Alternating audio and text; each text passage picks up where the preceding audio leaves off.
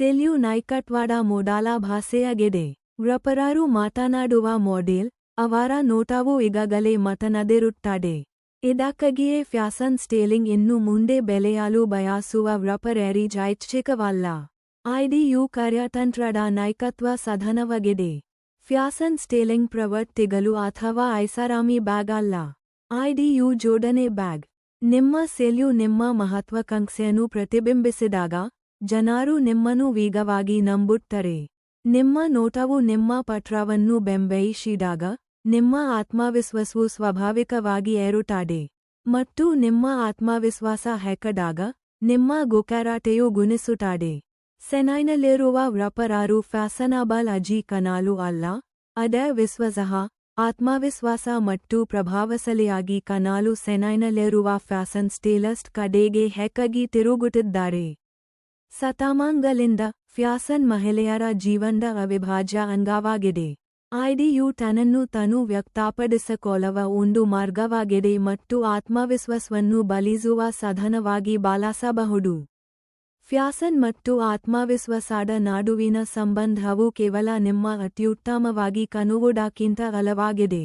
Fashion ಸ್ವಯಂ ಅಭಿವ್ಯಕ್ತಿ ಮತ್ತು ಸಬಲೀಕರಣಕ್ಕೆ ಒಂದು ಸಾಧನವಾಗಬಹುದು. ನೀವು ಯಾರೆಂದು ಜಗತ್ತಿಗೆ ಮತ್ತು ಇಮೇಜ್ ತಿಳಿಸಲು ಸಹಾಯ ಮಾಡುತ್ತದೆ.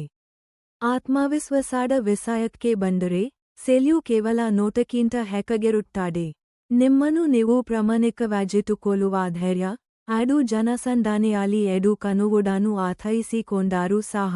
ಐಡಿಯು ನಿಮ್ಮ ಕಾಮದ ಮೇಲೆ ಆರಾಮದಾಯಕವಾಗಿರುವುದು ಮತ್ತು ನಿಮ್ಮ ವಿಶಿಷ್ಟ ಫ್ಯಾಷನ್ ಪ್ರಜ್ಞೆಯನ್ನು ಹೊಂಚುವುದರ ಬ್ಯಾಗ್.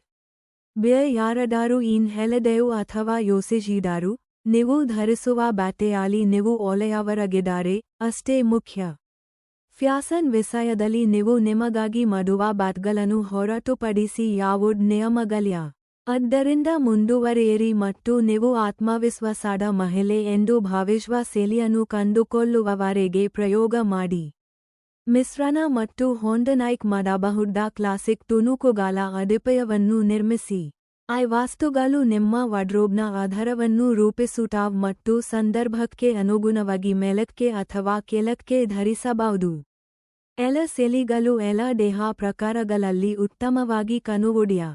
ನಿಮ್ಮ ಆಕಾರಕ್ಕೆ ಪೂರಕವಾದ ಬಟ್ಟೆಗಳನ್ನು ಆಯ್ಕೆ ಮಾಡಲು ನಿಮ್ಮ ಅಕ್ಟೀಜ್ ಯಾವುದು ಉತ್ತಮವಾಗಿ ಹೊಂದಿಕೊಳ್ಳುತ್ತದೆ ಎಂಬುದನ್ನು ತಿಳಿದುಕೊಳ್ಳುವುದು ಮುಖ್ಯ.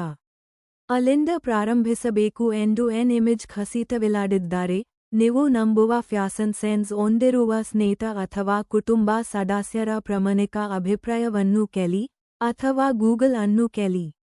ನಿಮ್ಮ ಅಕ್ಟಿಯನ್ನು ಯಾವುದು ಒತ್ತಿ ಹೇಳುತ್ತದೆ ಎಂದು ಇಮೇಜ್ ತಿಳಿದ ನಂತರ, ಬಟ್ಟೆಗಳಿಗಾಗಿ ಶಾಪಿಂಗ್ ಮಾಡುವುದು ತುಂಬಾ ಸುಲಭವಾಗುತ್ತದೆ.